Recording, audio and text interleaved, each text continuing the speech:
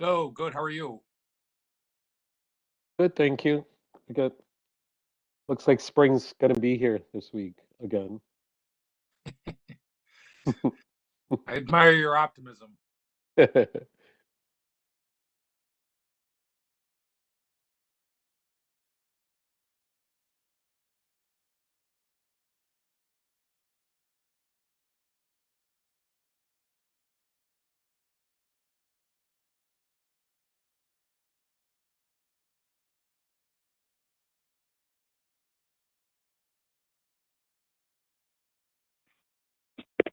Good evening, everyone. Welcome to the public statement hearing for Consolidated Edison's electric and gas rate proceedings, cases 22-E-0064 and 22-G-0065. All attendees lines are muted upon entry. The hearing will begin at 5 p.m. For any technical difficulties, please call 1-800-342-3330. Thank you.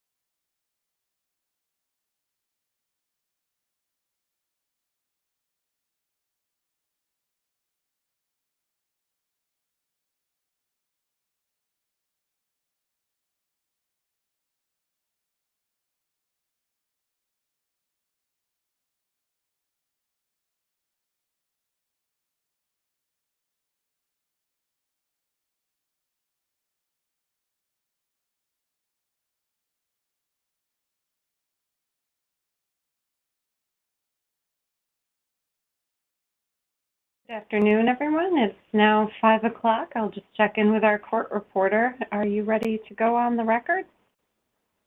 Whenever you are ready, we're good to go.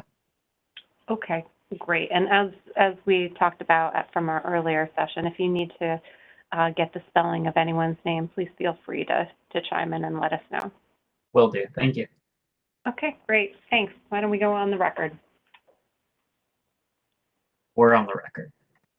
Okay, I call cases 22E0064 and 22G0065, proceedings on the motion of the Commission as to the rates, charges, rules, and regulations of Consolidated Edison Company of New York, Inc. for electric and gas service. Good evening, everyone, and welcome. We are here today for a public statement hearing that was noticed by the Secretary on February 28, 2022. Consolidated Edison Company of New York, Inc., which I will refer to as Con Edison, filed amendments to its electric and gas tariff schedules on January 28, 2022, proposing to increase its annual electric and gas delivery revenues effective January 1st, 2023. Con Edison proposes to increase its electric delivery revenues by approximately $1.2 billion, which translates to a 17.6% increase in base delivery revenues or an 11.2% increase in total revenues. It also seeks to increase its natural gas delivery revenues by approximately $500 million, which translates to approximately a 28.1% increase in base delivery revenues or an 18.2% increase in total revenues. Under New York State law, the Public Service Commission, or Commission, must consider the utility's proposal and may adopt, reject it in whole or in part, or they may modify it. We are holding this hearing so that you can provide your comments on these proposals for the Commission's consideration. My name is Ashley Moreno. I am an administrative law judge for the Department of Public Service. With me today is Administrative Law Judge James Costello, also from the Department of Public Service. Together, we are responsible for presiding over the hearings in these cases and the development of a complete record in these proceedings. The Public Service Commission will decide what Con Edison's terms and conditions of service will be. The Public Service Commission has 7 members, the chairperson, Rory Christian, and 6 commissioners. The 6 commissioners are Diane Berman, James Alisi, Tracy Edwards, John Howard, David Valesky, and John Maggiore. And we are fortunate this evening to have 2 of our commissioners with us on the line, Commissioner Diane Berman and Commissioner John Maggiore. And Commissioner Berman, would you like to address the participants? Oh, thank you so much, Judge. Yes, my name is Diane Berman. I'm here tonight really as a listener. I thank everyone who is on virtually. My role here really is, as I said, as a listener, and I will be participating in that fashion. And I thank everyone for coming out tonight. Thank you. Thank you. And Commissioner Maggiore, would you like to address the participants? Thank you. I would just echo what Commissioner Berman said. I am here to listen. I appreciate everyone who has chosen to participate today. I value your input, and I'm looking forward to hearing what everybody has to say. Thank you. Great, thank you. So what I'll do next is just explain the process for this evening. As stated, the purpose of our hearing is to provide you with an opportunity to tell the Commission your thoughts on Con Edison's rate proposals. The statements that you make today will become part of the official case record. We have a court reporter joining us who will prepare a transcript of the hearing, which will be included in the official case record of this proceeding so that your comments can be considered by all of the members of the Commission. When the transcript is ready, it will be available for view on the Department of Public Service website. The hearing is not an evidentiary hearing or a question and answer session, but rather a forum to hear your comments. And also, this is not the only opportunity to make a comment. If you did not pre-register, and could I just ask to advance the next slide, please, for those who might be participating virtually? Thank you. If you did not pre-register to speak at today's hearing but would like your views included in the record, there's a variety of ways to comment that are listed in the public notice for today's event. You can do so by submitting comments on the department's website, which is www.dps.ny.gov, by email, which can be done by sending an email to Secretary Phillips at secretary@dps.ny.gov, as well as regular mail or by phone. And regardless of how the comments are submitted, they will be given equal consideration. Comments may be submitted throughout these proceedings during the pendency of the case. So if you have registered to make a statement, we will ask you to please summarize any lengthy written statements orally and submit the full written statement by email or mail. We do have a number of folks who are registered to speak this evening, so we'll ask that everyone try to keep their comments within 4 minutes for your oral comments tonight. We have people who have registered and are participating electronically, and we also have some folks who are registered that will participate by phone. In either case, you should only have one audio input from one device. Otherwise, we might experience some problems with feedback. I will call the persons that have pre-registered to speak one by one. If someone is not available when I call them, I will continue on to the next person, and we will come back at the end to those people who are not available to see whether they have joined us. For telephone participants, when I call out your name, I will ask that you press *3 on your phone so that we can recognize you and unmute your line. It might take us just a second to find you, so please be patient and wait until you hear a beep or are notified that your line has been unmuted before you speak. If you have, again, muted your own telephone line, you'll need to unmute yourself on your end. For the folks who have registered electronically, after I call your name, we will unmute your line. You should hear a tone and see that the microphone icon is no longer red. Please be reminded that if you, again, put your own telephone line on mute, that you will have to unmute it as well.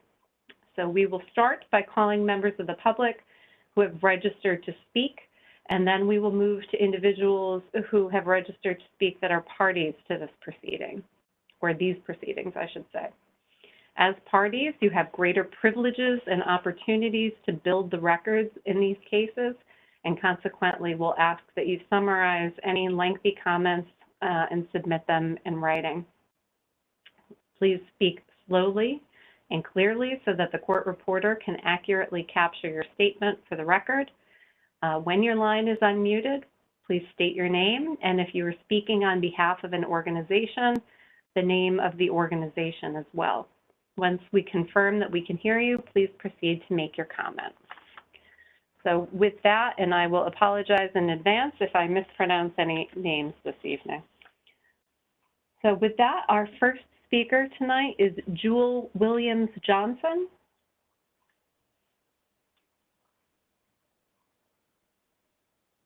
And if you have called in this evening, if you could press *3 so that we can identify you.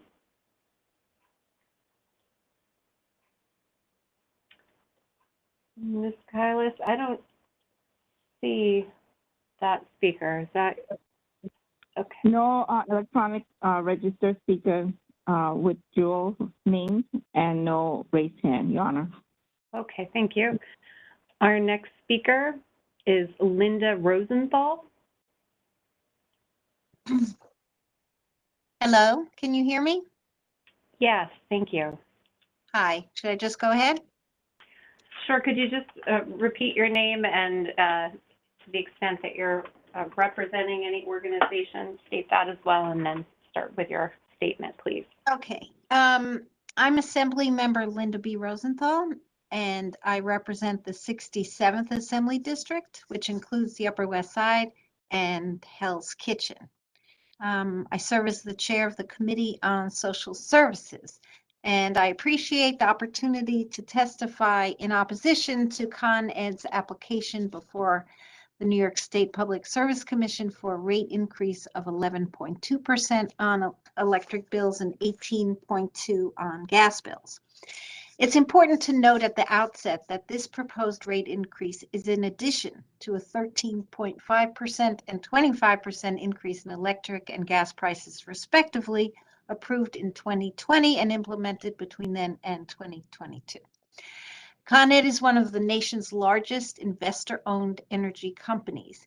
It has a natural monopoly over gas and electricity infrastructure and delivery in New York City, Westchester, and parts of Rockland County. And it provides services to more than 3.4 million New Yorkers who have little choice in the matter. In 2021, when millions of New York families were struggling financially as a result of COVID-19, Con Ed's net income was $1.3 billion, more than its previous year's earnings of $1.1 billion. Con Ed's chief executive officer took home more than $9 million in salary, bonuses, and stock options in 2021 alone, and the combined income of the next top 5 executives equaled nearly $10 million. Though Con Ed sells energy to consumers at cost, the company is not legally obligated to deliver at affordable prices or insulate customers against rate hikes. Instead, its fiduciary duty is to its shareholders to deliver value, and it has done that. Con Ed's stock price continues to outperform expectations. At the same time, nearly 1.4 million households are behind on their gas and electric bills. As of January 2022, it's estimated that New Yorkers owed nearly $1.8 billion in utility arrears. That amount is more than double what was owed before the pandemic. Both the state and the federal governments have provided relief to New Yorkers struggling to pay their utility bills in the forms of billions of dollars in relief. As Con Ed shareholders and executives rake in the dough, New York families are struggling to keep their lights on and making impossible decisions between buying food and paying for utilities. As if all this wasn't enough, my office, like the offices of elected officials in every corner of New York received many complaints in February of this year from constituents who had experienced an unexpected and astronomical spike on their utility bills. Some constituents complained of spikes as high as 300% from the prior month or the same month in the previous year. Others said their increases were between 50, 60, and even 100%. While Con Ed blamed supply chain issues and the unpredictability of the situation in Eastern Europe for the spike, the utility should have had plans in place to better insulate customers against such unprecedented spikes. So many families live paycheck to paycheck with very little or nothing set aside for a rainy day or for an unexpectedly high electric bill. In an increasingly unstable world, companies like Con Ed must plan for and protect consumers against predictably volatile gas and electric prices. It's against this backdrop that Con Ed now seeks a disproportionately high rate increase.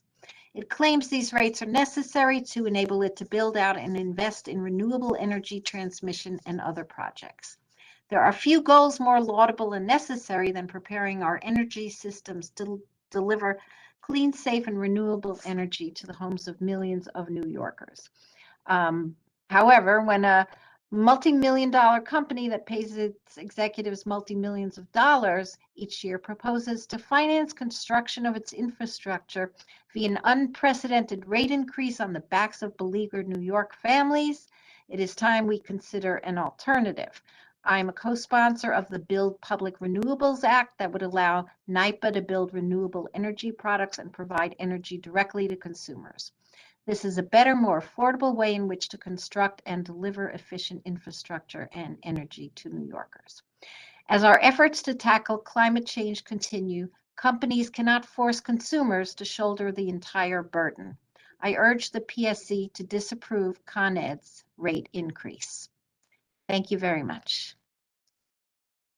Thank you very much.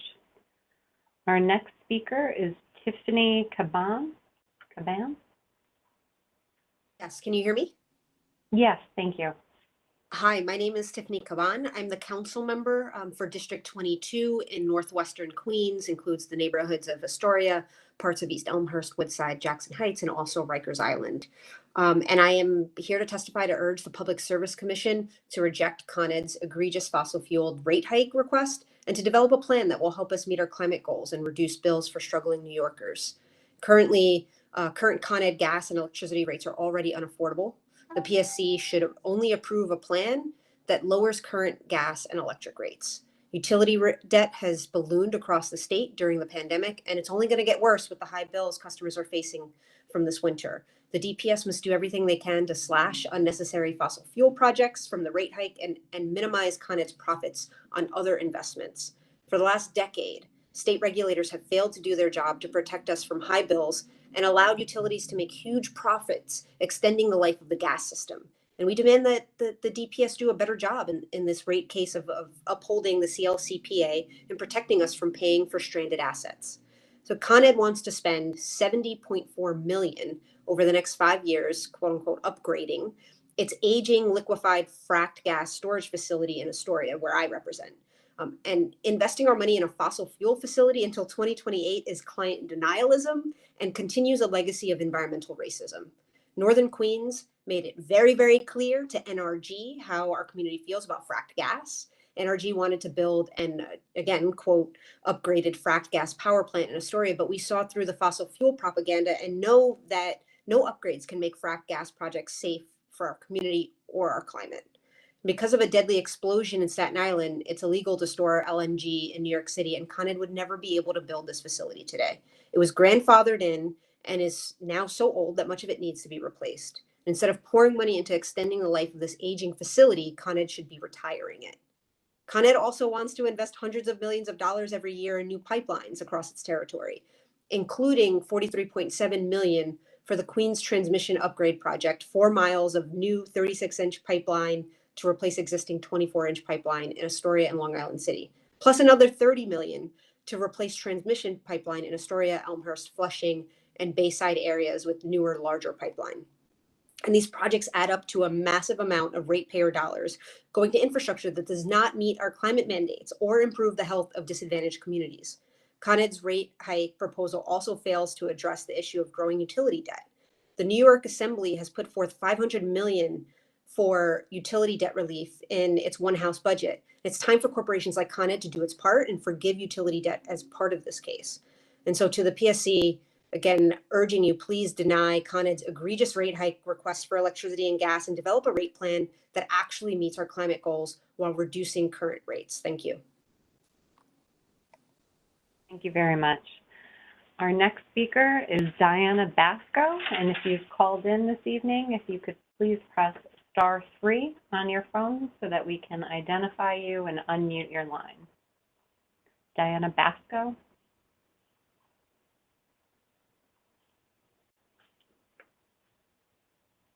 Okay. Denise Smith Fraser. And again, if you've called in, please press *3 on your phone so that we can recognize you. It looks like call-in user 4. And your line has been unmuted. Hello? Hello. Hi. Can I begin? Yes, could you just state your name for us and then begin with your comment? Thank you. Okay. My name is Dr. Denise Smith Fraser, and I live in Mount Vernon, New York. I'm representing humanity. That's a little bit of a joke. To the New York State Public Service Commissioners, Chair and CEO Rory Christian, James Alessi, Diane Berman, Tracy Edwards, John Howard, John Majori, and David Valesky. Here's what SeekingAlpha.com had to say about Con Ed last October. Consolidated Edison is one of the most known U.S. utilities as it operates in one of the largest areas of the country, New York, and it is a dividend aristocrat, having increased its dividend every year over the last 47 years. Dividend aristocrat, wow. On the backs of regular customers, Con Ed gets to preen like a peacock in the alternate universe known as Wall Street about its stock dividends.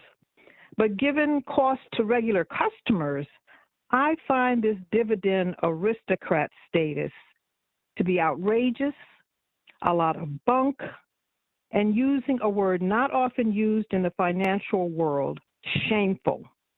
The question for me is, among the commissioners, who among you is going to work for me, the regular overcharged customer, versus the people who are profiting from my struggle and the struggles of tens of thousands of customers being forced to pay unconscionable utility rates and worse, delivery costs, so that people who are financially comfortable can profit from our misery? Where does your allegiance lie? Take a quiet moment to ask yourself, why are you even a commissioner? For the $190,000 I read about? For status? To profit the rich? To get a pat on the back from people who are running a utility company that is robbing us blind? Has it even once occurred to anyone that lowering the profits of investors might actually make it possible to lower the rates of the customers? No? Then consider yourselves bought and paid for, because you are not helping the people who need you. You are helping people like the chairman of the board of Con Edison make, and now I hear it's even more, but when I researched it, it was $1.8 million a year, as well as each and every member of the illustrious Con Ed board who make insane sums of money, and it's just their side hustle. Please don't relax and say that this is how capitalism works. No, this is how greed works. This is how people who could not recite the golden rule if their lives depended upon it work. This is a well-established sophisticated, highly organized rape of a people. Please don't be the ones who front for this deception.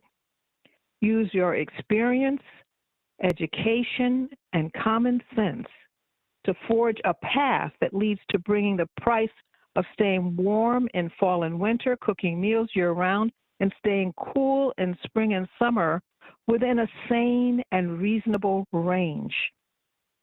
Finally, asking me on every bill to donate $1 to less fortunate Con Ed customers is a bad joke at best. Con Ed has had enough money to give substantial dividends to its investors for the past 47 years straight. You don't need my dollar. I need you to stop overcharging me with supply and delivery rates that are double the cost of my gas and electricity. I need help, and so do all the other Con Ed customers who are being slammed on a regular basis by unconscionable individuals. To the commissioners, we need your help. Thank you. Thank you very much. Our next speaker is Sarah Noda.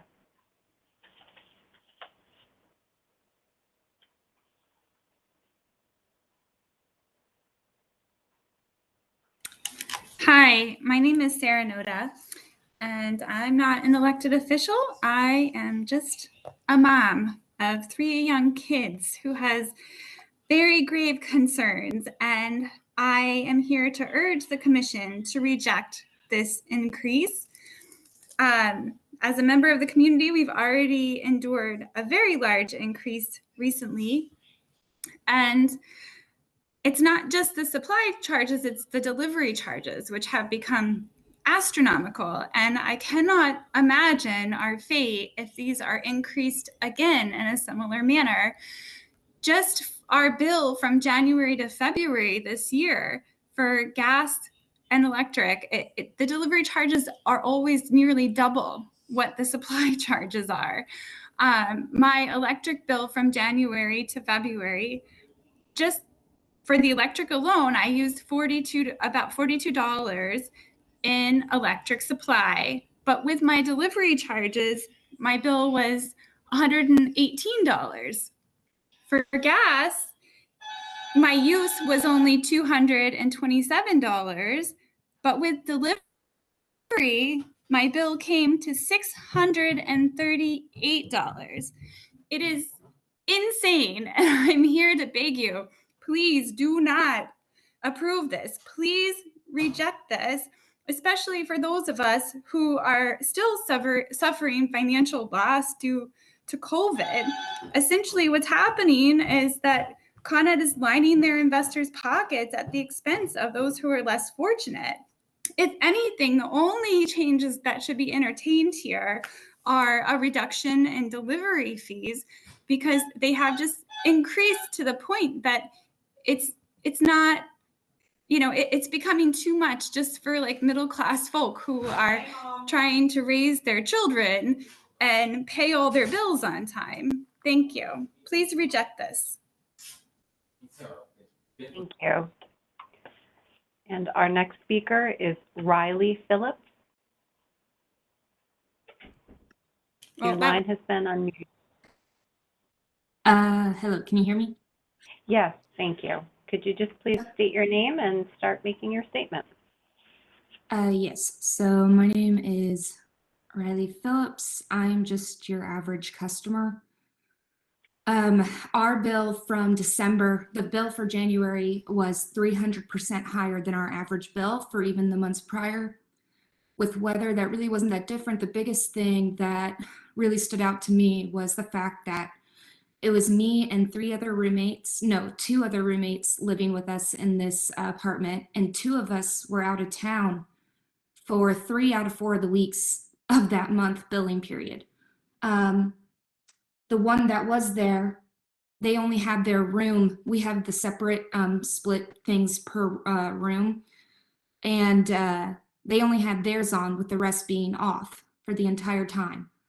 For the bill to still reflect a 300% increase is absolutely insane and highway robbery, in my opinion.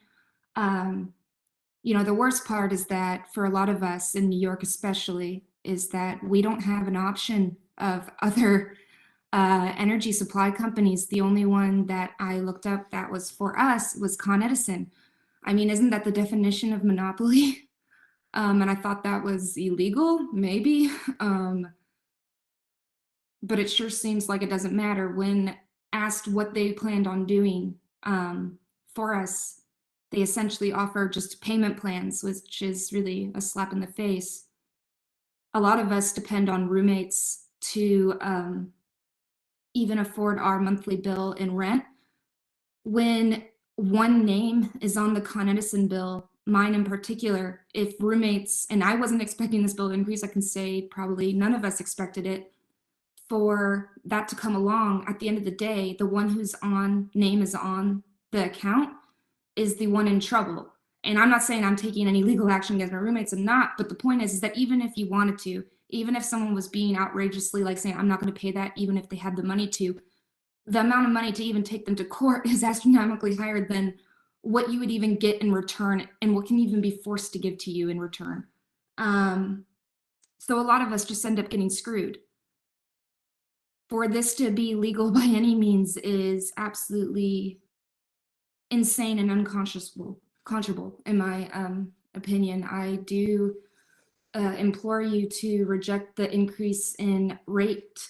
The delivery charges doubled between December and January, while the supply, I think, tripled. There should be, the only discussions that really should be going on as pertain to the people who've spoken before me is decreases in delivery charges, something that can help normalize the rate of the supply. I know when talking to one of the people on customer service with Con Ed that they select the supply charge at the end of the month versus the average across the total month. I think that's absolutely outrageous as well. For any of this to be legal and okay in the eyes of the government is insane. Things like this that we depend on, healthcare, everything, it should be up to the government to normalize these things, to allow a company to line their pockets, have millions of dollars worth of salary, whilst the rest of us are just struggling to pay our bills, and given the option of a payment plan that would need to be paid out for over a year to even make sense for a lot of us financially, is absolutely outrageous and just should be illegal. And I don't understand why it's not. So I hope that you guys will make the right choices. Thank you. Thank you. All right, next speaker is Caitlin Frame. And if you have called in this evening, if you could press *3 on your phone so that we can recognize you.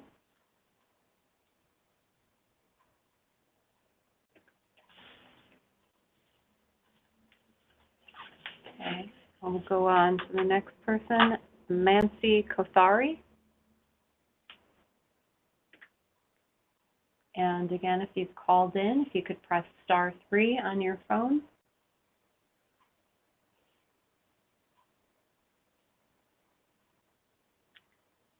Okay, we'll go to the next person, Trina Stedson. And again, if you've called in, if you could please press *3 on your phone.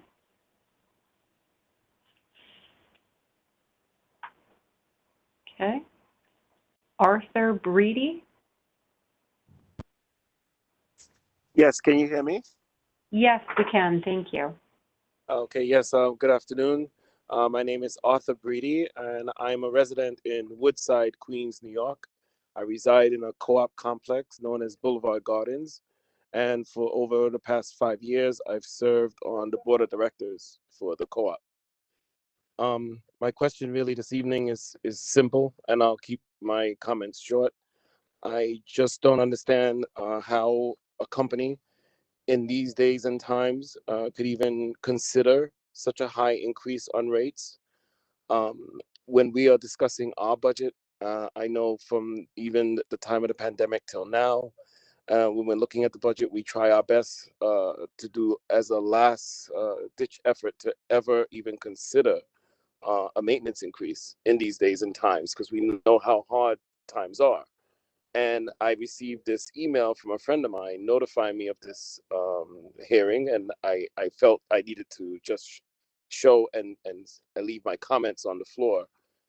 I just don't understand in this day and age how it could be even conceivable to jump to such a large percentage in the ask. I mean, it's a huge ask. Like, I would have expected something somewhere between 1 to 2% at the most, if any. And from the figures I'm hearing from everyone this evening, it should be 0. It's appalling that they're even asking. And then such the percentage in both electric and gas it's unbelievable. I would ask Con Ed to look elsewhere. I would ask Con Ed to, they need to keep their hands out of the pockets of those who are working hard on a day-to-day basis to keep their head above water. At times, some people are very fortunate if they get a 3 to 5% wage increase. Now to have to pay something twice that, they have no increase at all. And that's just for one of these type of services. Again, those of us that live in Boulevard, you're talking about over 900 apartments. We don't agree to this at all. And I would ask the commission to really renege on this on all accounts. Thank you for your time. Thank you very much. Our next speaker will be Jackson Gibbs. And if you have called in, if you could press *3 on your phone so that we can identify you and unmute you.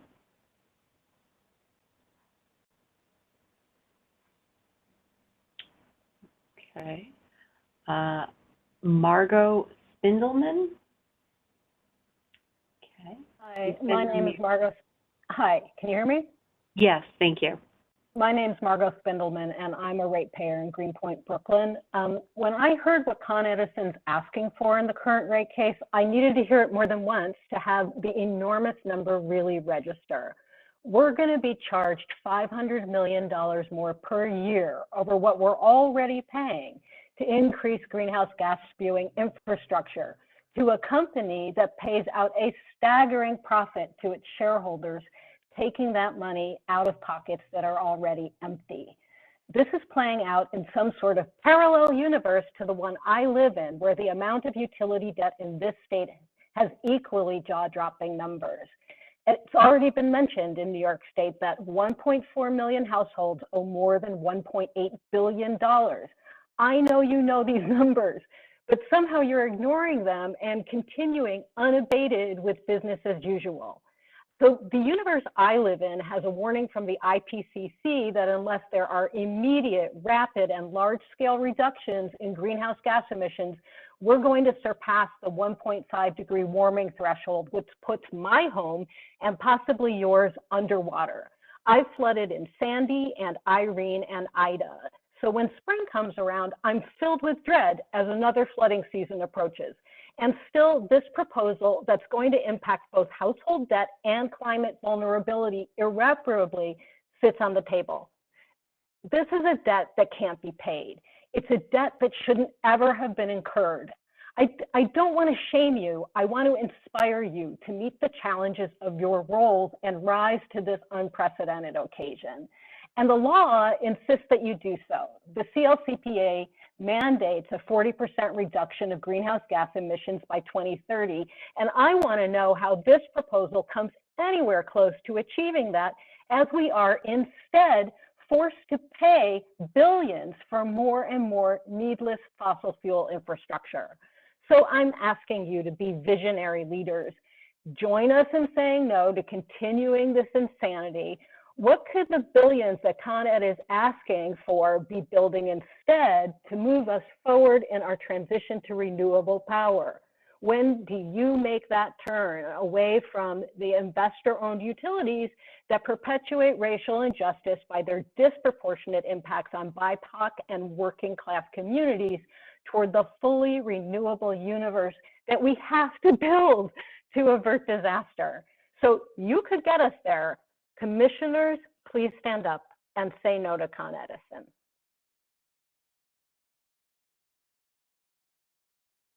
Thank you very much.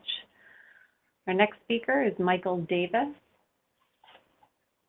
And if you have called in this evening, if you could press *3 on your phone.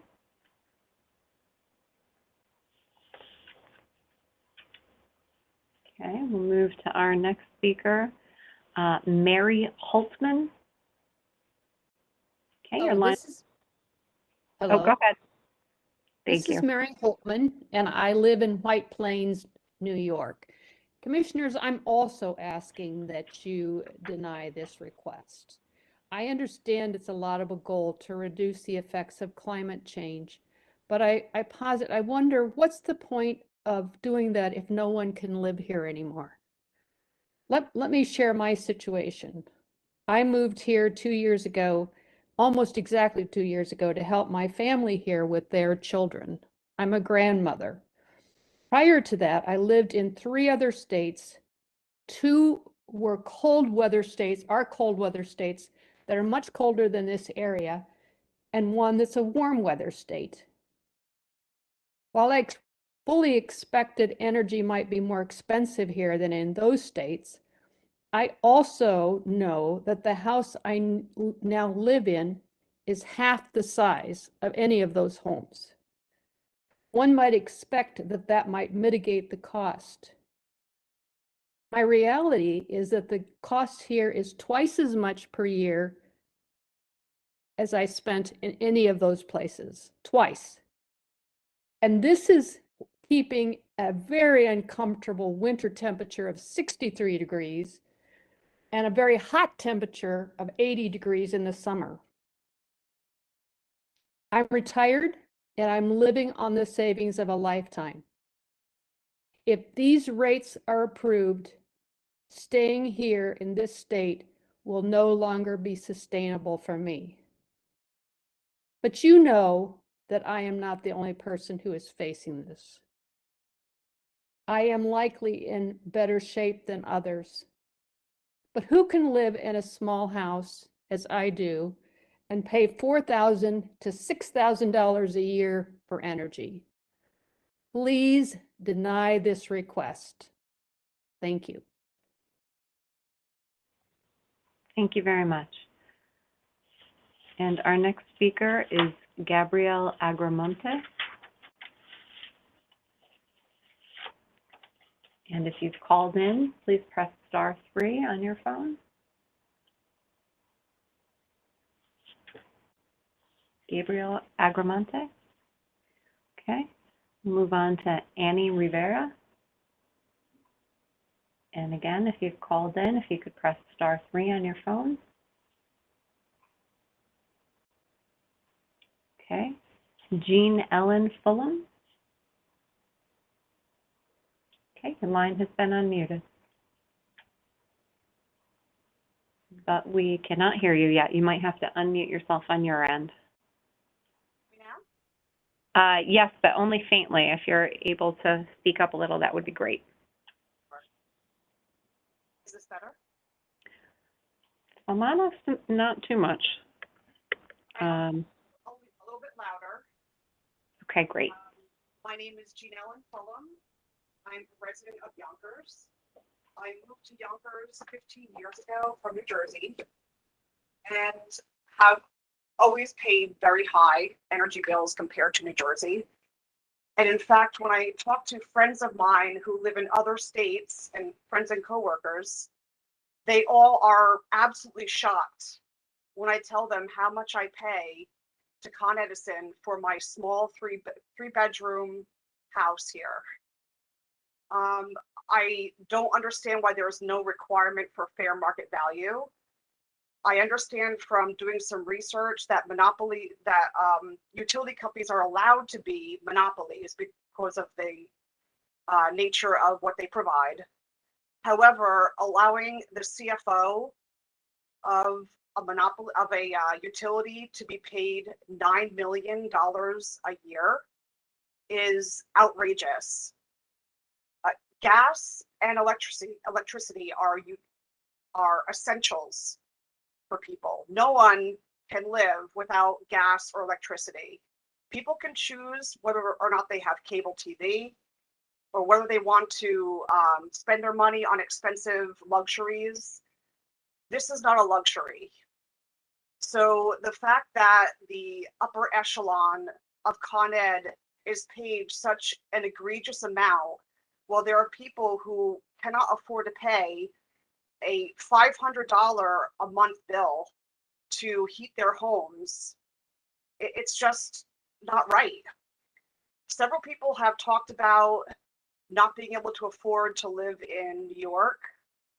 I don't understand why there's no requirement when there's a request like this for a rate raise, for someone to do an audit of the average amount that other utilities in other states across this country charge.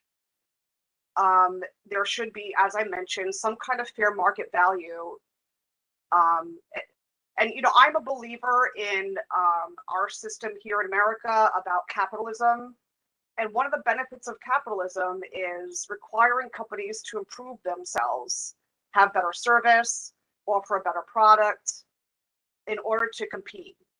Since there is no competitor to Con Ed, I've also experienced very poor customer service, as many others have mentioned.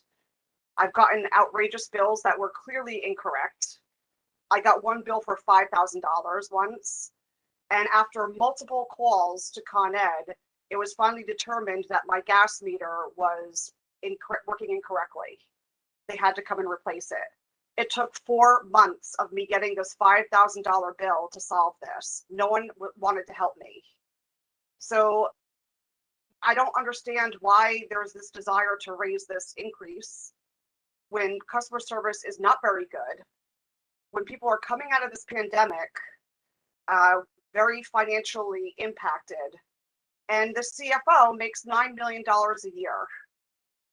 This is outrageous. So I really urge the commission to say no to this increase, and also to require Con Ed to be more resourceful about ways that they can make revenue. Whenever I hear things like a bridge toll being raised, or these types of, you know, essential needs having a huge rate increase, I immediately think to myself, the politicians that we elect are very smart people. And when they go to the, when they resort to raising a bridge toll or allowing this type of rate increase, I think to myself, how lazy of a decision that is, that they're going to stick it to the lowest of all of us without coming up with a more resourceful plan to be more efficient with their taxpayers' money. Anyway, again, I really urge the commission to say no to this increase, have a 0% increase, especially in light of the recent pandemic. Thank you. Thank you. And our next speaker is Elizabeth Munoz, or Munoz. And if you've called in, if you could press *3. Okay, your line has been unmuted. Hello?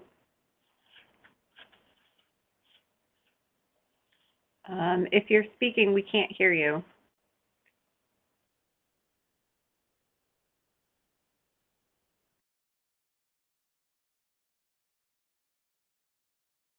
Are you able to unmute your line?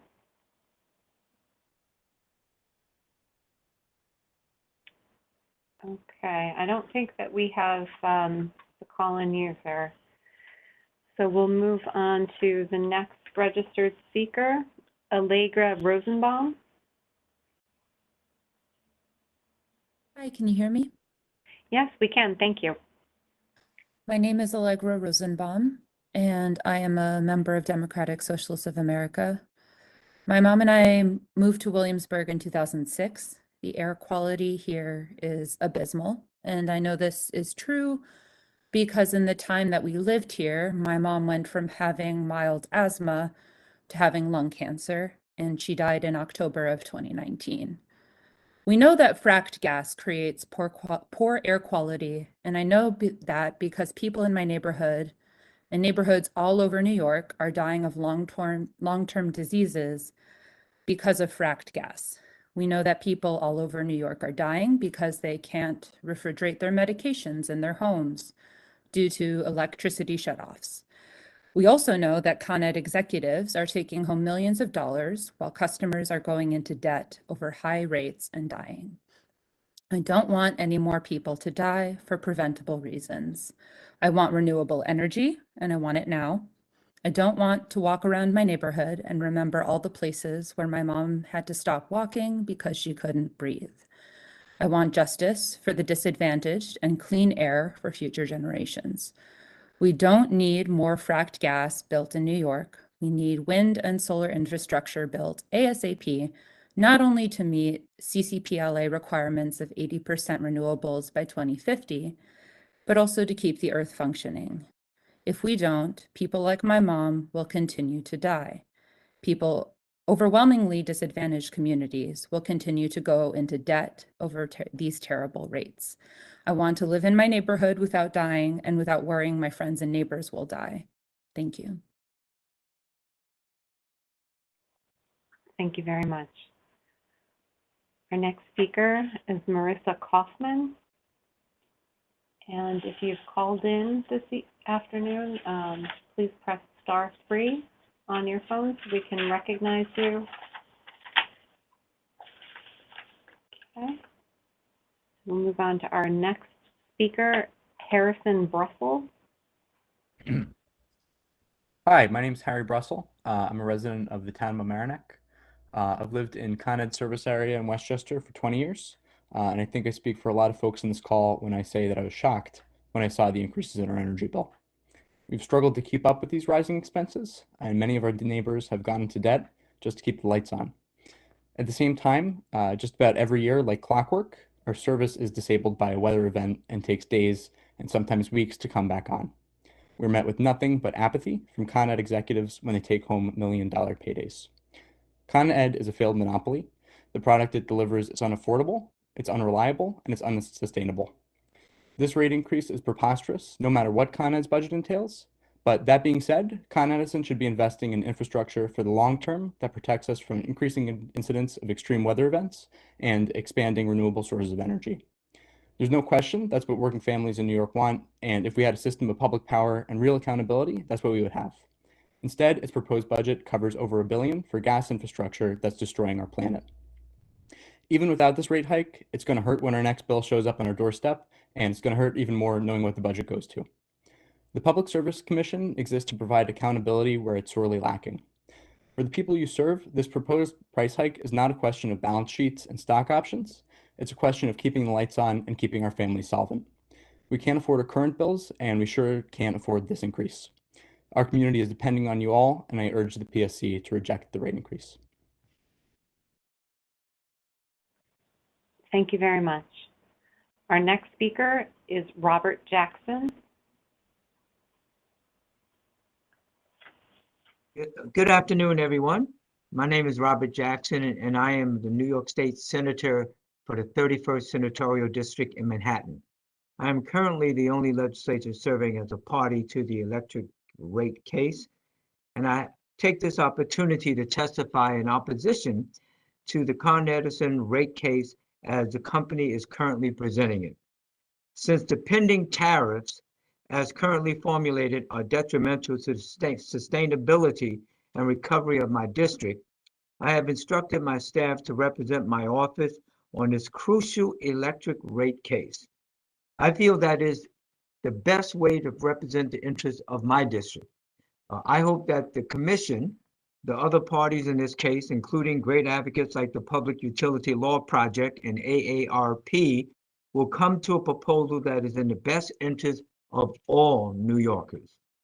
Real estate property taxes can account for over 30% of the pre-tax electric bills our constituents receive.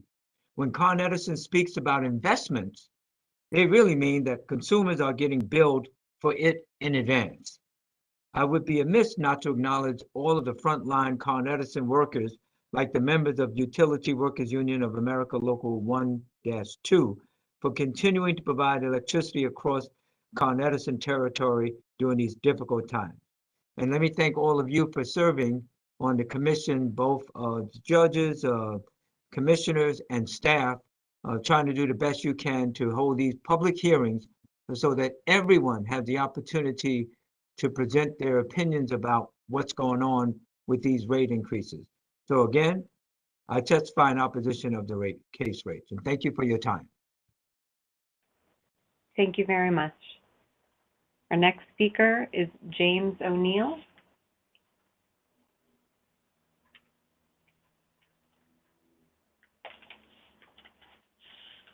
Can you hear me now? Now we can, yes, thank you. Thank you. Good afternoon. My name is James O'Neill, and I am the volunteer state president of AARP New York, as well as a Con Ed customer. On behalf of nearly 800,000 members in the Con Ed service territory like me, I appreciate this opportunity to comment on the Con Ed gas and electric rate cases. Con Ed's revenue requests, the largest in New York State history, come at a time of spikes in utility bills and high inflation. AARP members and other older New Yorkers often struggle to make ends meet and are sometimes forced to choose between paying for prescription drugs, buying groceries, and paying rent. They cannot afford large and unfair increases to their utility bills. The requests for increased charges of $1.7 billion is almost 3 times the size of Con Ed's $695 million 2019 request and the $636 million 2016 request. The requested 18% electric and 28% natural gas rate increases come on the heels of record Con Ed bills in its service territory. In this time of high inflation, given that Con Ed's rates are among the highest in the country, it is important to also point out and acknowledge how Con Ed's customers are doing financially. The company's own collection activity reports show that 403,045 customers are behind on their bills by 60 days or more. AARP strongly believes the Public Service Commission should reject the spending requests. Rapidly rising utility bills are not sustainable and will just drive more customers into arrears situation. The monthly customer charge for both electricity and national gas service is already too high and should not be increased. High customer charges make it difficult for ratepayers to manage their energy bills and, contrary to state policy, discourages rather than encourages energy conservation. Furthermore, the return of equity or ROE requests of 10% is also excessive and should be lowered. Federally infrastructure dollars should be used instead of ratepayer dollars for some of the requested spending. Where federal dollars cannot be used, spending requests should be reviewed, trimmed, or phased in wherever possible. AARP also believes that Con Ed needs to develop a robust arrears management program to help the over 400,000 customers who are in arrears to avoid shutting off hundreds of thousands of customers. Finally, the PSC should scrutinize Con Ed's collection of $50 million in late payment fees. Con Ed should not profit from the arrears of its customers. AARP appreciates the opportunity to comment. We thank you very much. Thank you very much. And our next speaker will be Judith Canepa.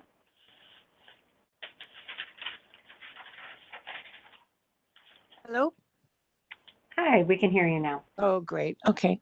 Yes, my name is Judith Canepa, or I'm also known as JK. I'm with the Sane Energy Project, and I'm speaking in opposition to the rate case that's filed by Con Edison. I also live a block and a half downwind of Con Ed's East River plant.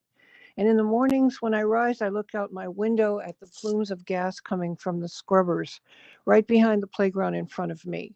I have developed COPD living here. There's an elementary school right next to the fracked gas power plant. And a teacher has reported that of the 30-some kids in her class, every single one of them uses an inhaler. These are little kids, mostly children of color, and we're setting them on a life journey handicapped with respiratory illness from the very start. How can we face them? How can we face their parents? How can you? Just for next year alone, Con Ed wants to raise $1.2 billion of our bills more for electricity and $500 million more for gas. We already pay the highest bills in the country. Now we're asked to pay an increase of double digits, over 11% more for electricity and an astonishing 18% and change for gas. Why and where does Con Ed intend to spend $1 billion on gas projects? For instance, in the line from Westchester through the Bronx and another line through Queens, why do they want to expand the pipes from 24 inches to 36? That's not replacement. That's a plan for more customers at a time when we have to get ourselves off gas. As per the Climate Leadership and Community Protection Act, we have to step down off this gas 40% by 2030 compared to 1990 levels, 40% by 2030. And how can we do that if we allow Con Ed to plan for even more business through 2025 or 2026? Or doesn't it matter at all whether the gas flows, so long as they make the money off of the infrastructure? Why extend the life of an aging LNG plant in Astoria where the asthma rates are also horrendously high? Why upgrade a metering station on a Superfund site, Newtown Creek? Why do gas infrastructure right by Indian Point Nuclear Power Plant, which is being decommissioned so badly? These are environmentally sensitive places, and in many cases, the people who live there are in environmental justice communities. And in my own front yard, why do they want to switch from number 4 oil to number 2 as if using a slightly cleaner fossil fuel is a sufficiently brave and committed step towards sustainability? Where is this taking us? Why do we get stuck with the bill for their new hookups, their new customers, so that there's more money for the investors and the obscenely wealthy CEO? They all made out like bandits, even during the worst of COVID. But their workers and the contractees, they were out in the streets. They were digging, mostly unmasked and in physical proximity. And I know that because I saw it for myself. How can we meet the requirements of that leading edge game-changing legislation, the CLCPA, if we give utilities like Con Ed another 3 years at a time to keep digging? Dig they must. This hole we're sliding into, endless reliance on fossil fuels that choke the planet and ignore the directive to prioritize climate justice for disadvantaged communities living in the line of fire. People drowning in energy debt. Over 1 million of us here in New York State are at least 2 months behind on their gas and electric bills. The PSC must do more for them. We need public power. If we had public power, would we make a profit? No, we wouldn't make a profit. Would we raise our rates? No, we wouldn't raise our rates. Would we keep digging this hole? No. We would change the direction that this state is planning to go in. We would put all our energies into it. Public power, please. Thank you so much. And that's it. Thank you very much. All right, that concludes all of the names I have that have pre-registered. As I mentioned earlier, we had a number of folks who were not on the call or had not joined electronically. I'll just go through those names again to see whether anyone has joined us. I'll start with Jewel Williams Johnson. And if you have joined us by phone, if you could please use the raised hand function and press *3 so that we can identify you.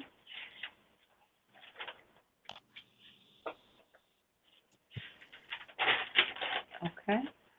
Diana Basco.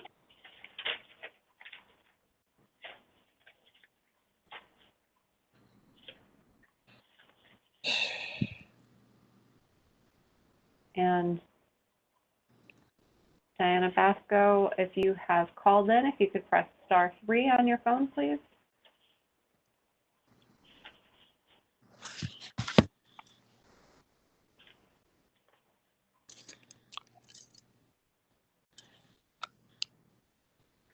And we'll go to Caitlin Frame.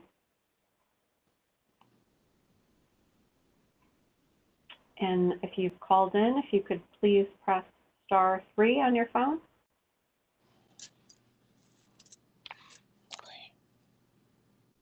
And Ms. Kylis, could you please mute again the line of Ms. Canepa?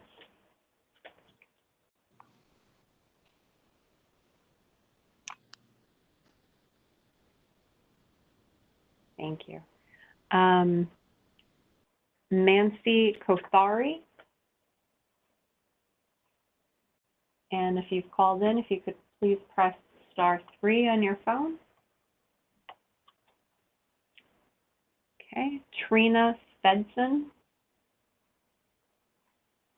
Likewise, if you've called in, if you could press *3, please. Jackson Gibbs. And if you've called in, if you could press *3. Michael Davis. Again, if you've called in, please press *3. Gabriel Agramonte. And if you've called in, again, *3. Annie Rivera.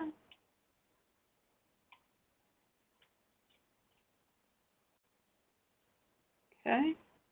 Elizabeth Munoz or Munoz.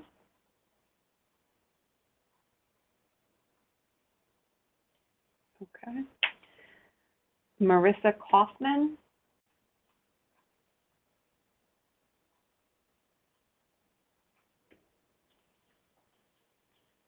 All right. That concludes our list. I don't see any additional folks who have responded. What we'll do next is to open it up to any attendees who have not pre-registered. If you could please advance the slide. If you are calling in and you would like to make a statement this evening, you can press *3 on your phone so we can recognize you and unmute your line. If you have joined us electronically and would like to make a statement, please use the raised hand function. And I see that we have one person who has joined electronically, and your line is unmuted. Leroy Comrie. I apologize, we can't hear you. You may have to unmute your line.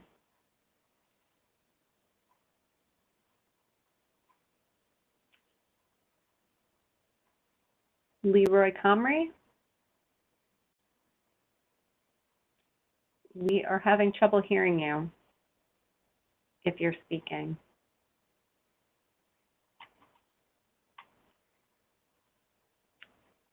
Okay.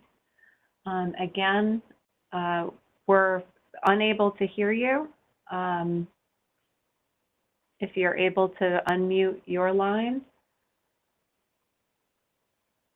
please do so.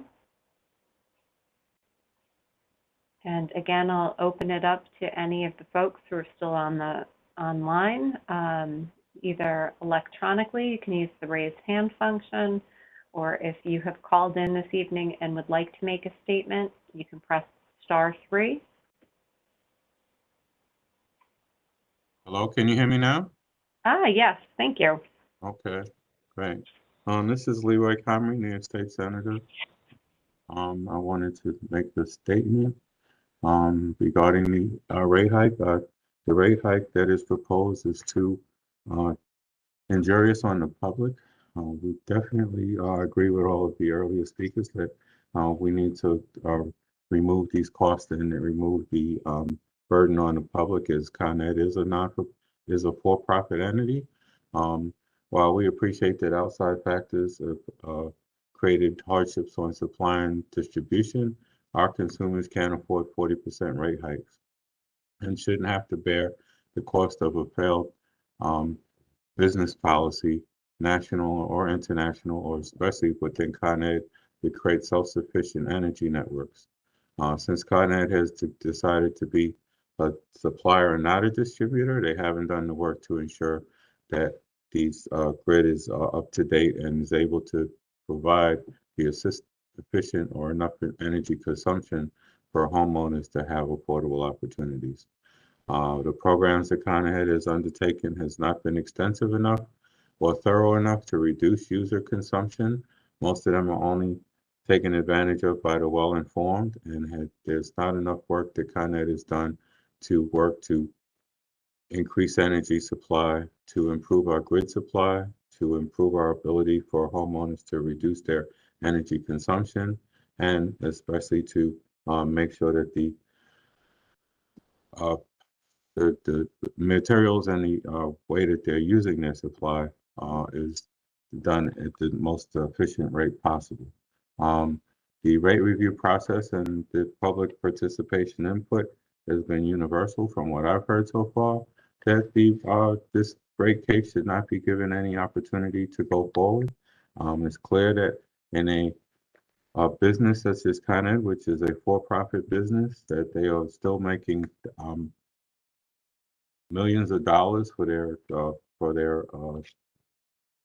all of the people that are benefiting from Con Ed, and that the households and the individuals that are supposedly serviced by Con Ed are carrying too much of a burden for their participation and their inability to make sure that they're energy efficient. Given the impacts of the last tropical storms as well, it's important that we do more investment to reduce vulnerability for overhead electric distribution and do more steps to promote resilience. It's ridiculous that Con Edison is still using technology from the 1920s and not putting in more resilience to ensure that we are burying burying lines and putting up better phone poles to prevent storm damage. We have to follow the CLCPA rate request that we passed in the state legislature to do more energy efficiency. We believe that, and we know for a fact that the Con Ed could do better, should do better, and do everything they can to make these increases without dropping it on the backs of the ratepayers, but to allow more opportunities to reduce energy consumption by individuals as opposed to people paying exorbitant bills, and that a for-profit company was not willing to do any reduction in their rate of return, but want to do things on the back of homeowners and individuals. We beseech the Public Service Commission not to allow the rate hike. Thank you very much. Thank you very much. Okay, I'll just check one more time. We have folks who have joined by phone. If you're interested in making a statement this evening, you press *3 on your phone. If you have joined us electronically and would like to make a statement, please use the raised hand function.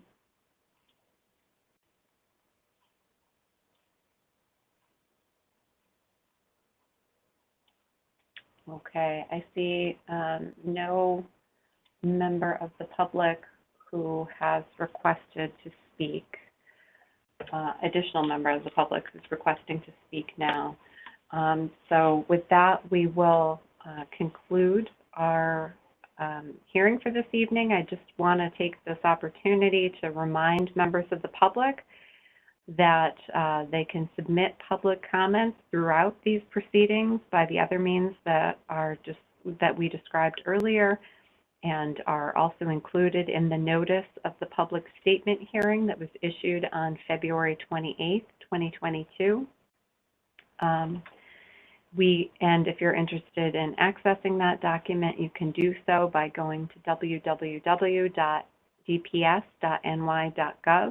We will also be holding additional public statement hearings on Thursday, March 31st at 1 o'clock and at 5 o'clock. And with that, Judge Costello and I wish to thank all of the commenters for their participation this evening. We'd also like to thank Commissioners Berman and Majori for being present, as well as our Consumer Services Office for administering the session, and our court reporter. And with that, our hearing is concluded. Thank you and have a good evening.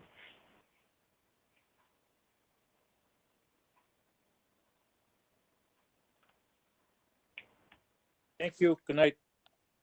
Thank you. Have a good evening, everyone. Thank you. You too. Let me know when it's okay to take this slide down, Your Honor. Good night.